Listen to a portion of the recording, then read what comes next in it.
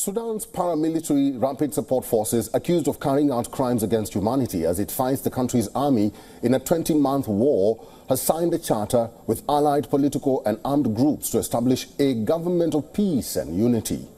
The Sudanese army and the paramilitary support forces have been engaged in civil war since mid-April 2023. The conflict has led to killings of thousands of people, displaced millions, and led to food shortages. The Sudanese army protested Kenya's hosting of what it called a conspiracy to establish a government for the RSF. Here is our cover report.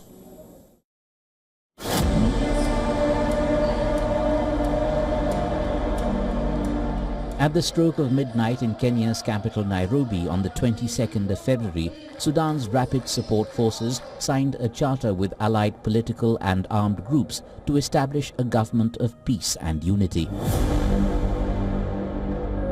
Among the signatories to the charter is Abdulaziz Al-Hilu, a powerful rebel leader who controls vast swaths of territory and troops in South Kordofan state and who has long demanded that Sudan embrace secularism. Such a government, which has already drawn concern from the United Nations, is not expected to receive widespread recognition, but is a further sign of the splintering of the country during a civil war that has lasted almost 2 years. This charter is a binding covenant that embodies the Sudanese wishes to build a new Sudan that is based on secularism, justice and equality among all citizens, and the implementation of the rule of law. We are committed to walking this road in front of the challenges that we are going to face.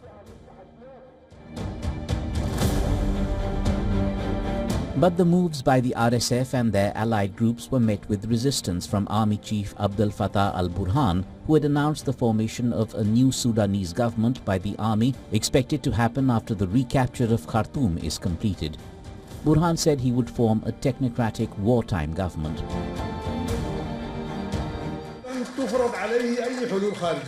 Outside solutions won't be forced on them. I'm sending a message to the African Union and the United Nations. The Sudanese people won't accept imposing any government, and they won't accept having former Sudanese PM Abdallah Hamdok or any other person.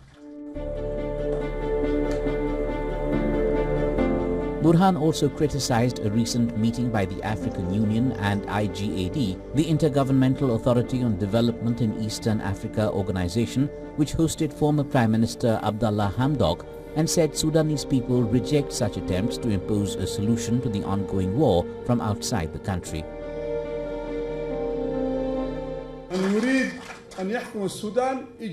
Those who want to rule Sudan should come and fight with the Sudanese people. The preference goes to those fighting now, those who can rule Sudan and protect it.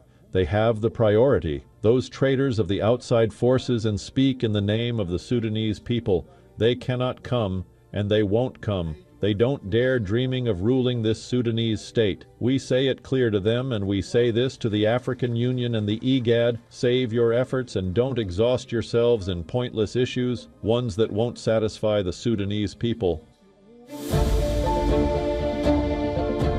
Sudanese paramilitaries killed more than 200 people in a 3-day assault south of Khartoum, a monitoring group said on Tuesday, as the government said the real toll was more than double that. The Foreign Ministry, loyal to the army in its war with the paramilitary Rapid Support Forces, said 433 people, including infant children, had been killed. The RSF attack on the White Nile state villages of Al-Qadaris and Al-Khelwat, some 90 kilometers south of the capital, sent thousands fleeing their homes. Control over White Nile state, which extends from just south of Khartoum to the South Sudanese border, is currently divided by the warring parties. The army controls the south, including state capital Rabat, as well as 2 major cities and a key military base. The RSF holds the northern parts of the state bordering Khartoum, including the villages where the latest attacks took place. Since the war broke out in April 2023, both the army and the paramilitaries have been accused of war crimes. The RSF, which the United States determined last month had committed genocide, has been accused of carrying out summary executions, ethnic cleansing, and systematic sexual violence. The war has killed tens of thousands, displaced more than 12 million, and created what the International Rescue Committee has called the biggest humanitarian crisis ever recorded. Africa Bureau, WION World is One. For all the latest news, download the WION app and subscribe to our YouTube channel.